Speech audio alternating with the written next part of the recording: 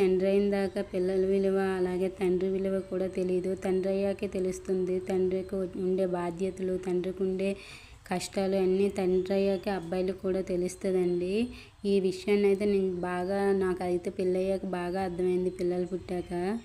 ఇంకా ఇంట్లో ఉన్న ఆడవాళ్ళకైతే పిల్లలతో మరీ స్ట్రెస్ ఎక్కువగా ఉంటుందండి. పిల్లల్ని రెడీ చేసుకుంటూ, స్నానాలు చేసుకుంటూ, భోజనం తినిపించుకుంటూ, ఎక్కడ చిన్న ఇది లేకుండా పిల్లలు చూసుకోవాలి కదా. ఇంకా నీకే ఉన్నారు, నువ్వే పిల్లలు పిల్లలు అంటున్నావు అనుకోకండి. ఎందుకంటే ప్రతి తల్లికి తెలుసండి పిల్లలతో ఎన్ని బాధలు ఉంటాయి, ఎన్ని కష్టాలు ఉంటాయి అనేది. ఎన్ని బాధలున్నా, ఎన్ని కష్టాలున్నా చిరునవ్వుతోనే ఆ పిల్లల్ని చూసుకుంటుంది తప్ప ఎప్పుడూ ఒక మాట అందు. ఇంకా ఇక నా చిట్టి తల్లిని రెడీ చేస్తుంటే అయితే నాకైతే మంచి మంచి కథలు అయితే చెప్తుందండి పెద్ద తల్లి.